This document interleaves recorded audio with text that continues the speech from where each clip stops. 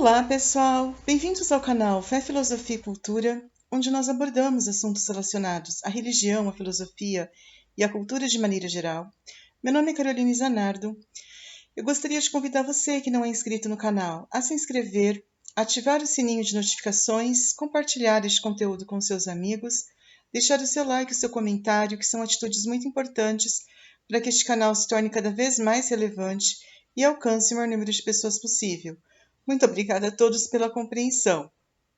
Bom, pessoal, hoje a gente vai fazer uma explanação e uma reflexão sobre um importante livro escrito pelo escritor André Maurer, que é um livro muito importante para nós que somos cristãos, né, católicos, e que acreditamos que a nossa salvação vem realmente de Deus e de Cristo, que é o nosso Redentor. Então, o livro ele vai falar basicamente sobre uma das principais virtudes que um cristão deve cultivar para que ele possa realmente ser uma pessoa digna diante dos olhos de Deus, principalmente. O livro que nós vamos discorrer, então, é esse aqui, A Humildade, a Beleza da Santidade. Como eu falei, é um livro muito interessante que ele vai, então, abordar sobre realmente os principais tópicos relacionados a essa importante virtude que é a santidade, né? Esse livro ele é da editora Clássicos, né? Muito interessante, então, esse livro. Bom, o que essa obra ela vai discorrer basicamente? Essa obra, Beleza da Santidade, da Humildade, ela vai realmente dizer que a única maneira de nós sermos pessoas dignas diante dos olhos de Deus é se nós formos pessoas humildes. A humildade, ela é, como diz o próprio título do livro, a porta da santidade.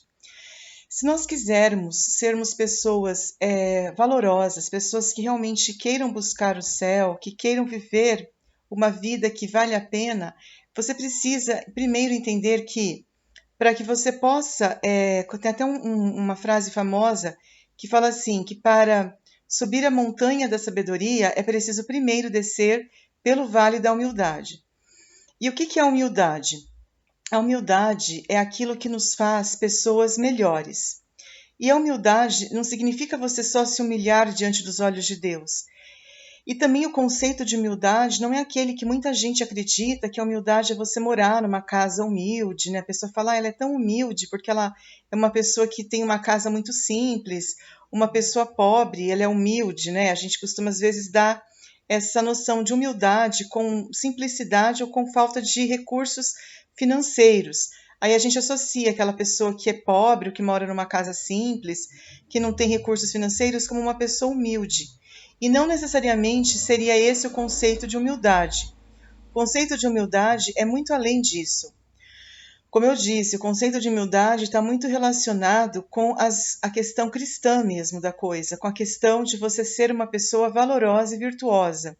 Porque você pode ser pobre financeiramente, não ter recursos financeiros e morar numa casa muito simples e você ser orgulhoso. Porque o orgulho não significa simplesmente uma pessoa que tem posses financeiras. O orgulho é uma condição eminentemente espiritual. O orgulho é você ser uma pessoa soberba, é você ser uma pessoa que se acha muito importante no mundo, uma pessoa que se acha assim muito superior até aos outros, uma pessoa que se acha dona da verdade. O orgulho está muito relacionado com o fato de você querer se achar o dono da verdade. Vide, por exemplo, o exemplo do próprio diabo, Lúcifer, né?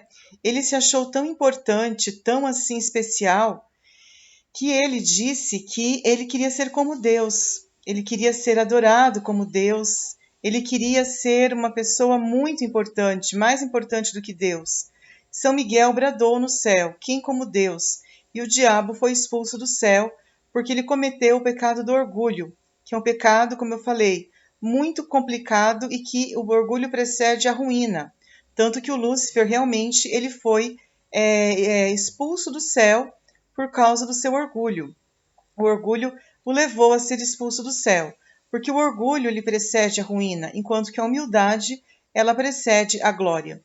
Então, isso mostra que uma pessoa orgulhosa, uma pessoa soberba, uma pessoa que ela despreza os outros, porque o orgulho está muito relacionado com um sentimento de autoestima muito elevado, que a pessoa consegue só olhar para si mesma e ela não consegue olhar para o próximo, ela não consegue ver as virtudes do próximo, ela não consegue, sobretudo, valorizar o seu irmão.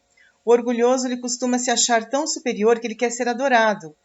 Não só ele despreza os outros, como também ele quer ser adorado, como também ele se acha um Deus, digno de adoração.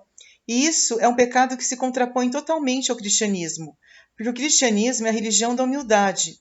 Então, para quem é cristão, a humildade deve ser a principal virtude a ser cultivada, que se contrapõe ao orgulho.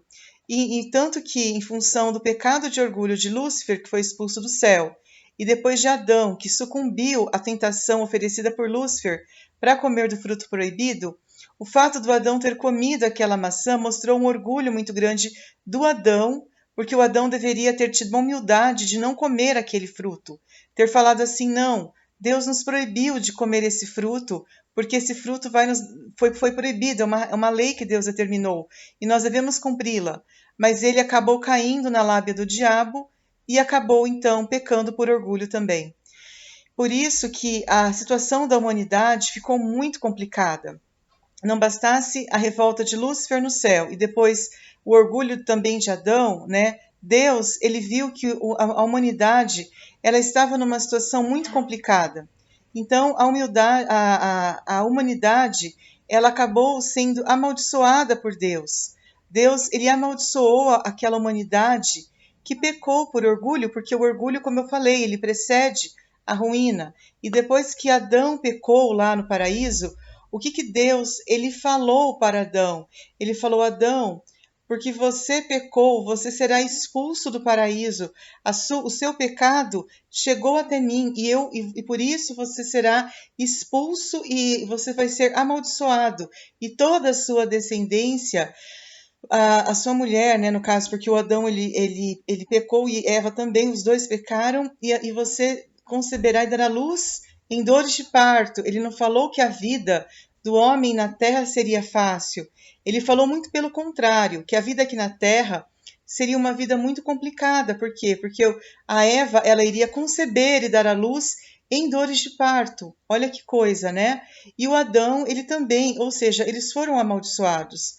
E toda a humanidade foi amaldiçoada em função do pecado de Adão e Eva. E isso trouxe, como eu falei, uma maldição muito grande. Por quê? Porque isso realmente trouxe problemas de a humanidade não encontrar a felicidade, porque é como se ela tivesse. O que é uma maldição? Uma maldição é você ter uma vida totalmente travada.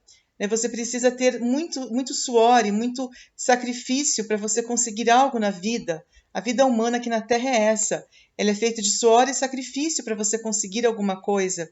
E foi isso que Deus disse para Adão e Eva, que vocês iriam penar muito aqui na Terra, que a vida aqui na Terra seria uma vida muito complicada, e realmente é. Mas o que aconteceu? Deus, em sua infinita misericórdia, ele percebeu que teria que tirar a humanidade do domínio do mal, do domínio do pecado de Adão e do pecado de Lúcifer. Por isso que ele mandou Jesus, que é o novo Adão, para que e Maria, que é a nova Eva. Maria dizendo sim através da sua aceitação, ela disse sim, e com isso ela acabou concebendo Jesus, divinamente falando, pelo poder do Espírito Santo. Jesus, ele então nasceu através de Maria, que é então a nova Eva, e aí através dessa vinda de Cristo sobre a terra, ele é um novo Adão. É aquele que dá um novo significado, é aquele que traz a redenção. Enquanto antes nós tínhamos acusação vinda do diabo e vinda também de Adão, por causa do pecado lá no paraíso, no jardim do Éden, Jesus, através da sua vinda ao mundo, que é o Filho de Deus, feito homem, ele morre na cruz para nos redimir. E qual que é a principal virtude que Jesus demonstra? A humildade, a simplicidade, a pobreza. Porque ele mostra que nascendo numa manjedoura, que é um nascimento ali muito humilde, muito simples, ali no meio daquela situação ali muito precária. Ele já mostra uma humildade muito grande naquela situação ali. E depois, durante toda a sua vida, ele sempre foi muito humilde. Ele lavou os pés dos discípulos, ele curou inúmeros doentes, ele realmente fez maravilhas, fez milagres e prodígios naquela época que ele viveu, e depois ele realmente aceitou o sacrifício de ser crucificado, morrendo pelos pecadores numa cruz, porque até como se diz no popular, talvez por uma pessoa justa alguém se atreveria a morrer, mas por pessoas pecadoras, quem se atreve a morrer? E ele morre pelos pecadores numa cruz, e ele liberta então a nós da escravidão do pecado. Ele veio nos redimiu, nos libertou da escravidão do pecado, daquele jugo espiritual que Satanás e Adão haviam imposto sobre a humanidade. Com isso, ele conseguiu então fazer com que nós fôssemos redimidos e fôssemos pessoas dignas realmente diante dos olhos de Deus. E ele espera uma resposta através do seu sacrifício na cruz, porque ele veio então para nos redimir e para fazer com que nós tenhamos uma vida nova, uma vida liberta do pecado. Mas nós precisamos dar a nossa resposta. Não basta apenas nós acreditarmos em Deus, eu acredito em Deus, eu acredito em Cristo. Não, você precisa viver essa verdade. E o maior exemplo que você pode dar sobre isso é sendo humilde. E a humildade, como eu falei, é você ser uma pessoa que saiba se reconhecer pequeno. O segredo da humildade é você se reconhecer humilde, simples, uma pessoa pequena, que nem uma criança, né, que está ali dependendo da mãe. A criança precisa da mãe para tomar o seu leite, ela depende da mãe para tudo, ela é uma criança que tem uma dependência.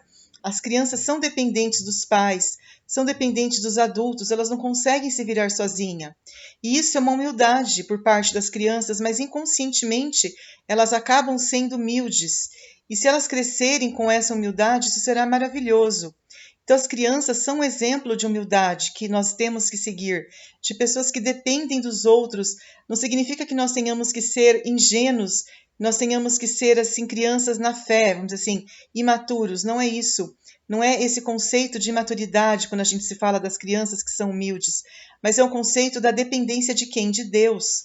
Humilde, quando a gente dá o exemplo da criança, é porque ela depende dos outros, mas não no sentido de que ela é um fardo para os outros, não é nesse sentido.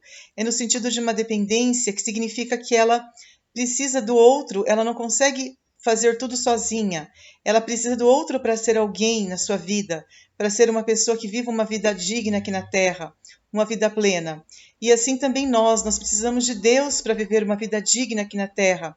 Nós não podemos viver uma vida por nós mesmos, uma vida baseada no nosso orgulho. Eu me basto a mim mesmo, eu não preciso de ninguém, eu sou autossuficiente, eu sou egoísta, eu não dependo de ninguém para ser feliz. Tem gente que alega até quando consegue comprar um carro, uma casa, fui eu que consegui pelo meu esforço. Olha que soberba, que arrogância.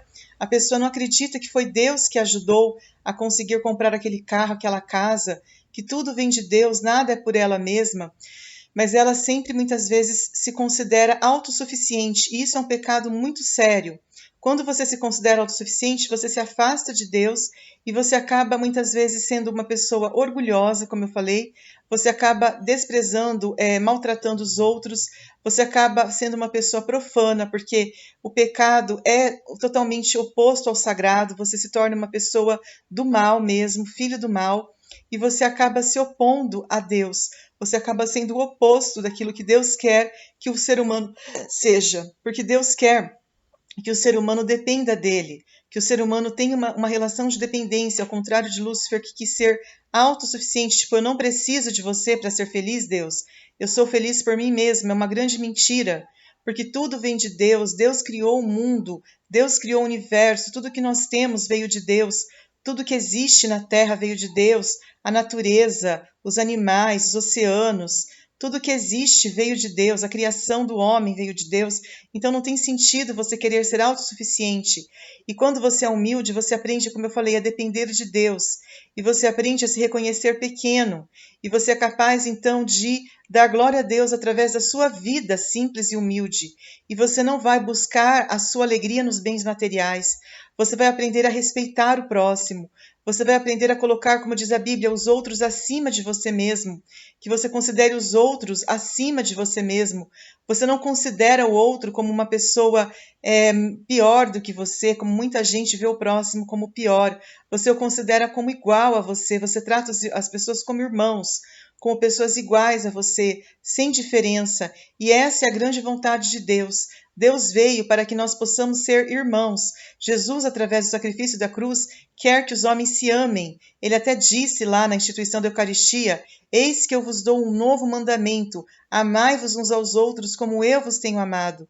E o grande segredo para que nós possamos amar os nossos irmãos é você ser humilde, é você ser servo, não você ser senhor, não você ser uma pessoa que se acha autossuficiente, que se acha muito especial, como muita gente se acha no mundo hoje em dia. As pessoas não têm aquela humildade que é bíblica, aquela humildade que Cristo quer que elas tenham. Elas se consideram muito especiais, muito superiores, inclusive até a Deus. Olha que arrogância. O que o diabo não faz no coração dessas pessoas que querem ser como Deus mesmo. Olha que arrogância, que falta de humildade. E nós precisamos, então, mudar a nossa mentalidade. Nós precisamos exorcizar essa mentalidade mundana e pecadora de que você acredita que você é importante por si mesmo. Você não é ninguém se não for Deus que te sustente, que se não for Deus que dê a sua graça sobre você. Então, esse livro, ele realmente é um manual para que nós possamos ser cristãos autênticos, para que nós não sejamos enganados pelo mal, para que nós não sejamos enganados pela malícia do mundo. Então eu agradeço a todos pela atenção, era isso que nós tínhamos para falar. Espero que todos tenham gostado desse conteúdo. Um grande abraço e até a próxima. Fiquem todos com Deus. Tchau, tchau.